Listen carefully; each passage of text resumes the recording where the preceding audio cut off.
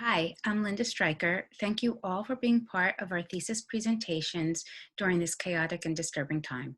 As artists, we are always trying to make sense out of our worlds, and for me, art has always been a means to examine the boundary between chaos and order using visual metaphors. I'd like to begin by walking you through my studio. This video shows my setup for SVA's Open Studios. In this corner hang three 48 by 36 inch paintings. Here is a diptych painting made and installed specifically for this corner. Working with this idea, I painted and interacted directly on the wall and ceiling surfaces. This is my thesis painting. It's hung to float above the ground and installed is 48 by 120 inches. The left side attaches at the edge of the wall, and on the right side it tucks into the corner.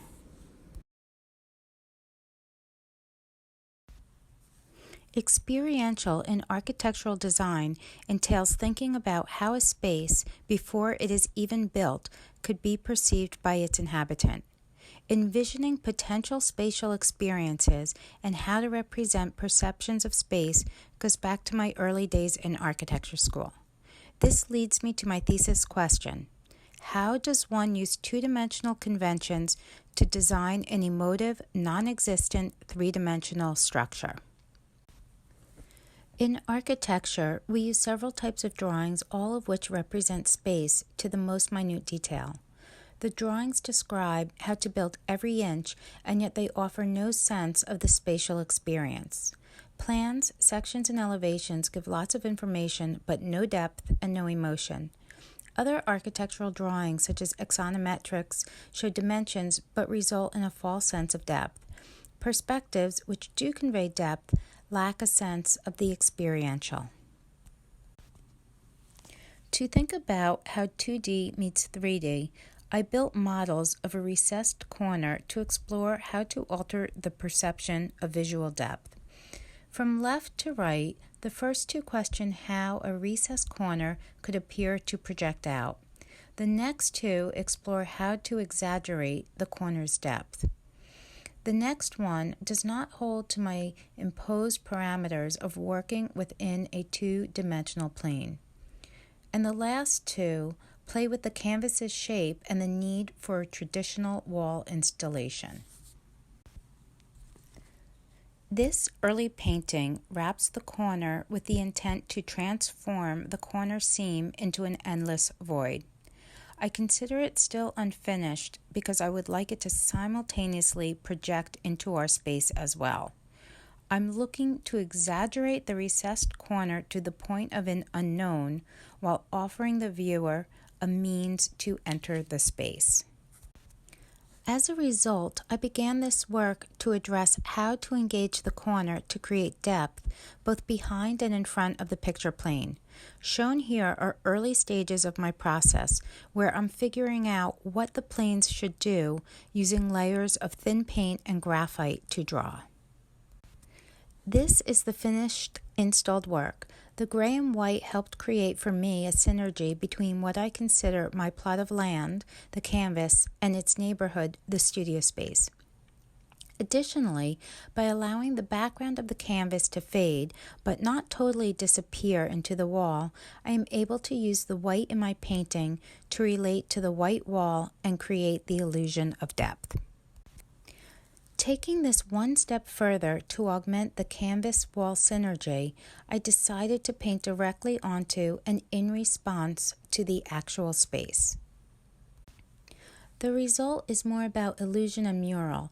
It feels less expressive, and I can't help but be drawn to the ambiguity it created in the photographs more than in real life. All these studies brought me back to rethinking my work in terms of a two-dimensional canvas, tightening up the relationship of forms, shapes, and lines to each other, and what it means for light. It reaffirmed painting as a means to not only abstract forms to play with, the viewer's spatial understanding, but also as a means to evoke an emotive response. This diagram is from Rudolf Arnheim's Art and Visual Perception. As I move from left to right, I read, organized, static, equal. vertical as stable, and horizontal as slipping. Magnetic attraction, where the tilted element is lighter and freer. Suspension, where the tilted element is suspended and or we're in suspense as to whether they are moving together or apart. This paper bag collage is one of several studies for my thesis painting's composition. Using flat shapes and lines to create depth and narrative, these sketches were an instrumental first step for my larger painting. Given a basic composition, I wanted a scale large enough to immerse the viewer, that is myself, and intimate enough to reflect the scale of childhood hiding places. Once my basic idea is laid out compositionally, I work with layers of thin paint and graphite to work through issues of light, color, materiality, perception, movement, and time. This is where my dialogue with the painting escalates. Truth be told, it's usually more argumentative than conversational, but it tightens up the why behind my work. For me, the why means a narrative or stage that I try to create with forms. In general, my world consists of 4 representative planes. The side planes move you forward and backward through time. The ground plane determines your footing and hence stability. And lastly, the top or ceiling plane acts as both an obstruction to move up as well as a shelter against harsh elements. As an example, during a rather heated discussion of what the top plane wanted to be, I received a cue from Flatland, A Romance in Many Dimensions by Edwin A. Abbott. Thurza, my thesis advisor, recommended Flatland as a quick, fun read, and it is. Published in 1884, it describes social inequities in the Victorian times using geometric forms to give shape to people. In Flatland, the fictitious country, women are straight lines. Men range from lowly triangles to squares to pentagons and up to multi-sided polygons. At some level, the highest sided polygon is deemed a perfect circle. Here's a quote from the book.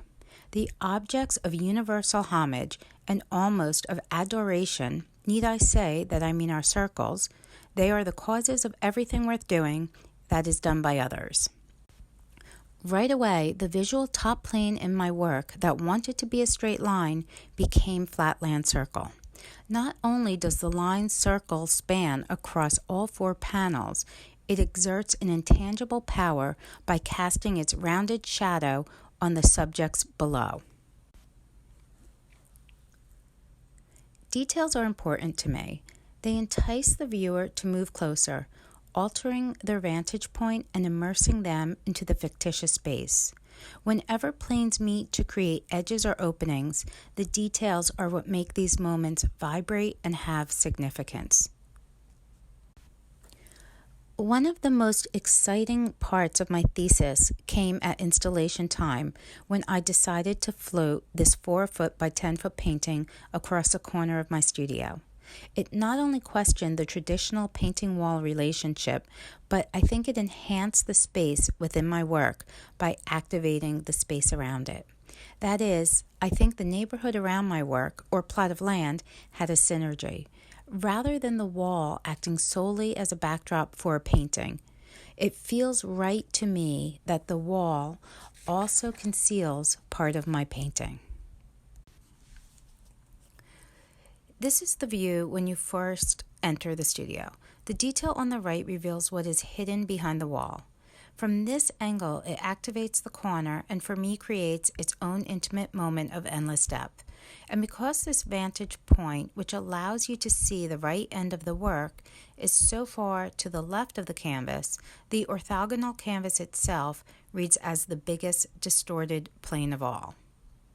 My aim in trying to play with space two-dimensionally is also about perceiving yourself, perceive space. I'm curious to take this as a next step in 2 directions. First, to start with a space and react to it. Alternatively, I'd like to create a work that can be assembled and rearranged in conjunction with the space in which it is installed. A special thanks to the students and SVA faculty and staff who have helped me and so many others through this pandemic. Thank you all for watching. I hope everyone is safe and well.